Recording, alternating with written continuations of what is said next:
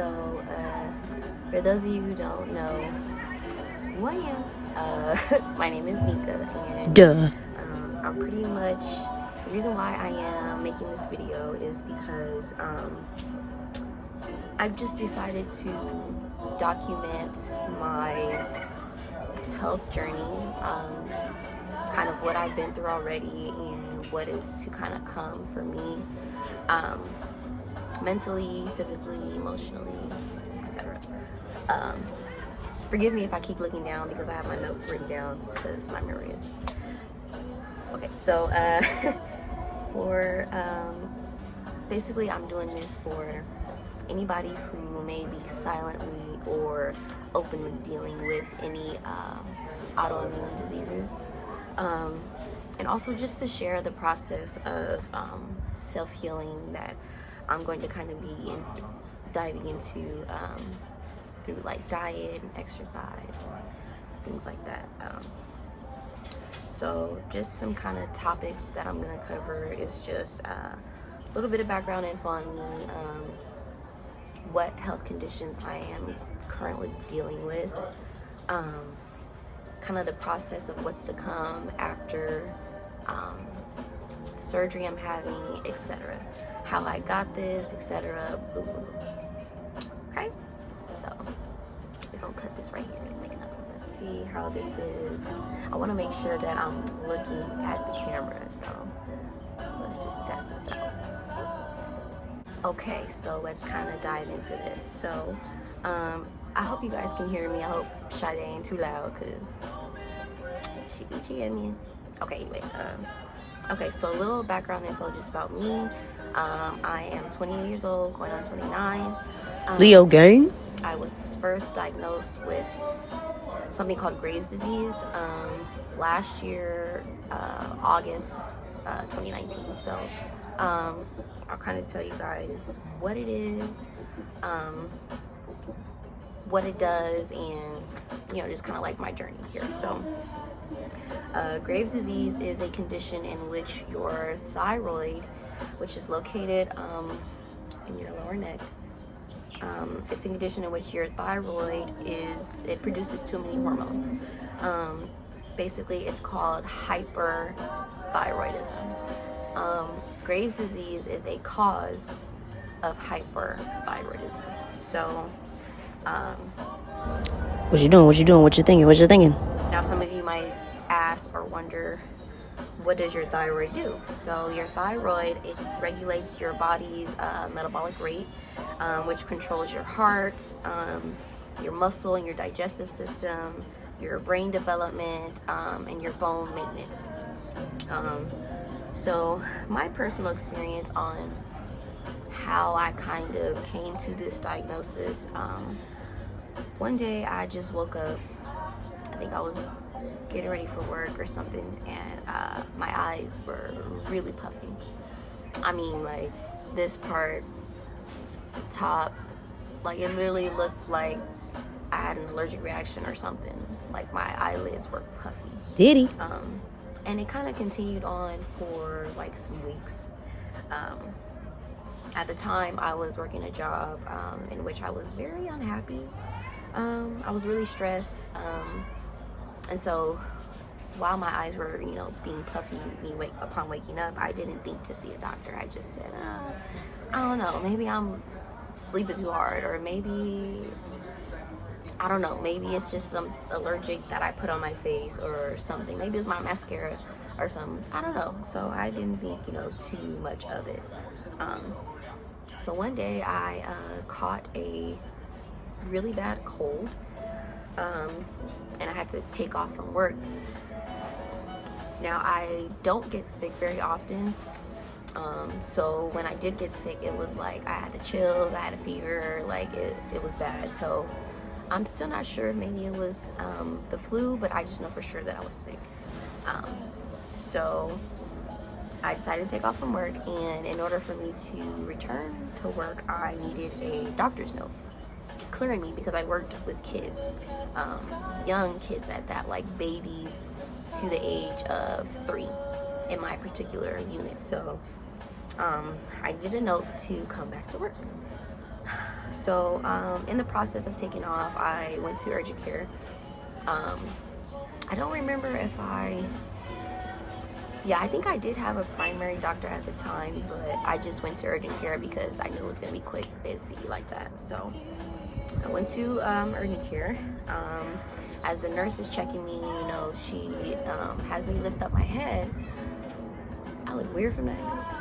I lift up my head and she looks at my neck area and she's like, have you ever had your thyroid checked? And I'm like, nope. Like, something wrong with my thyroid? Like, I came here for a cold. What you mean, like, thyroid? So she's like, yeah, you know, your neck area looks a little swollen. So I keep looking over here, but I need to be looking right here. Your neck area looks swollen. So she suggested that I see an endocrinologist to get my thyroid checked. So I started seeing an endocrinologist maybe, I want to say within like a month of me going to urgent care. Maybe it was less, I don't know, but somewhere around there. I went to see an endocrinologist and, you know, he did blood tests and all that, and he's like, okay, I'm going to start you on a medicine. The medicine was called, I think, methimazole or something, and upon the first time taking it, I broke out. Like, I broke out in hives all over my face, body, and everywhere. So I said, oh, nope, I'm allergic to this. So I went back to my endocrinologist and I told him, like, I can't take this medicine because I'm allergic. I don't want to sit in here and take Benadryl every time I take this medicine. Like, no. So let's try something else. So he gave me another medicine. It was called, the name for short is called PTU. But the actual name, I can't pronounce this, so I'm not even gonna try. But basically this PTU medicine started to affect my liver. So I couldn't take medicine 1 because I was allergic. I couldn't take medicine 2 because it was messing up my liver. So in my mind, I'm like, what do I do? Because I was just like, I don't know. So as months went by, I started to just experience like random symptoms like that would last for like short to moderate periods of time, and then they'd stop. I'd have one symptom for weeks, months, then it stopped. I'd have another symptom for weeks, months, sometimes days, stop. And then some of those symptoms were night sweats, insomnia, muscle twitches, muscle pain, weakness, fatigue, heart palpitations, sensitivity to light because of the overexposure that my eyes have, depression, and anxiety. So I was experiencing all of these things on and off for months. Some of them I still experience now. The heart palpitations for sure, the muscle twitches, the depression, the anxiety, and then the sensitivity to light, because sometimes like you'll look at me and it'll look like I'm crying, or it'll look like I just cried, and it's only just because, I don't know, my eyes, they just pour. So yeah, that's just kind of some of the stuff that I experienced.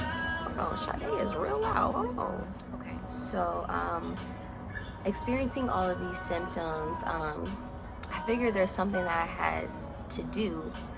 So my next option was to start radioactive iodine. Now, with radioactive iodine, it is basically a treatment, a liquid that you take, I think either one time or a certain amount of days, and basically it stays in your system for a while. It stays in your system to destroy your thyroid. Now, the thing with radioactive iodine is it is extremely, extremely, extremely toxic. More than my ex. To the point where you can't even be around people because they are going to get this, the radioactive energy waves are going to go onto them. For example, I wouldn't even be able to pee in the same toilet as someone because the radioactive energy is that strong and is that harmful. So I live with people, so I'm like, there's no way that I can take this medicine, you know, and not affect the people around me. So, you know, I don't live by myself, so I was like, you know what, fuck that. So I denied the radioactive iodine. I decided to opt for the surgery instead. So pros and cons of surgery. So pros would be it eliminates the Graves' disease, so I would not have Graves' disease any longer. It's a one-time procedure. Sometimes people develop nodules in their throat and thyroid, and sometimes that calls for additional operations. But generally, it's just one-time procedure. It's generally safe. It can be done within 45 minutes to 3 hours. You're completely unconscious when you get it done. Cons, because you know there's cons to everything. Cons are I'd be on medication, or I'm going to be on medication for the rest of my life. The lack of hormones that my thyroid would normally produce could lead to something called Hashimoto's disease. I don't know where they got that name from, but I'm not even gonna think about where it came from. But anyway, so Hashimoto's disease is pretty much the opposite of Graves' disease, with similar symptoms, except with Hashimoto's you have extreme weight gain, skin issues, hair loss, sensitivity to cold, and then like some of the depression and anxiety and things like that. So those are kind of the cons. Those are the cons to the surgery. So the healing process, it's a recovery time of about 2 weeks, but possibly 2 to 4 weeks, especially considering my condition. So with the surgery, they're pretty much going to make an incision, depending on how big my thyroid actually is. They're going to make an incision across the lower part of my neck, pretty much open that up, remove the thyroid, close it back up, and they are going to place a drain in my neck, so that way any fluid or anything can kind of be drained out. So considering I use my voice at work, I'm a receptionist, I talk a lot, even outside of work I talk a lot, so after the surgery my voice may be very weak, hoarse. In rare cases, people who get this surgery, their vocal cords are destroyed, but I'm hoping that's not the case. So yeah, considering I use my voice a lot, I'm gonna give myself enough extra time to be off of work if I need to be. I'm gonna be changing my diet, so those of you that have been following me for a while, you know I've been kind of dipping and dabbing in the vegan world, and after surgery, I'm really going hardcore vegan, y'all. I mean, I eliminated a lot of stuff already, but there's still things that I pig the F out on, and I am officially letting those things go. So changing my diet is something that I'm going to be working through the healing process. Another thing that I'm going to be doing is I have a friend of mine who is going to train me just in like my weight goals, my body goals, once I am fully healed and able to, you know, work. No, I'm just kidding. But yeah, he's gonna basically train me after I'm healed. And then part of that process is also gonna be finding natural ways to balance my hormones. I don't know how my body is going to react to this medicine, but I hope and pray that it does its job, and if it does not, you know, I'm going to be really researching, continuing to research ways on how I can balance the hormones and kind of deal with if I do get Hashimoto's, if I don't, you know, and just whatever symptoms or experiences I kind of have after the surgery. So yeah, that's pretty much it. I just want to say a big shout out and thank you to my close friends and my family, my coworkers, people who have really just been by my side through this, people who have, you know, wished me good health and good vibes and good energy, whether it's over the internet, whether it's in person, whatever. I just truly thank you guys.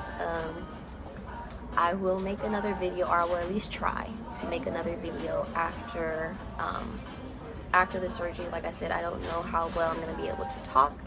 I don't know, you know, how I'm gonna feel. So I'm gonna try to make a video, even if I'll put some words, you know, the little, what's it called, captions.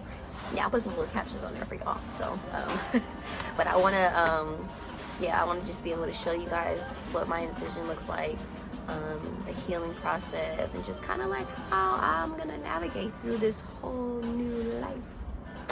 So, thank y'all for watching my boring ass video, and stay blessed.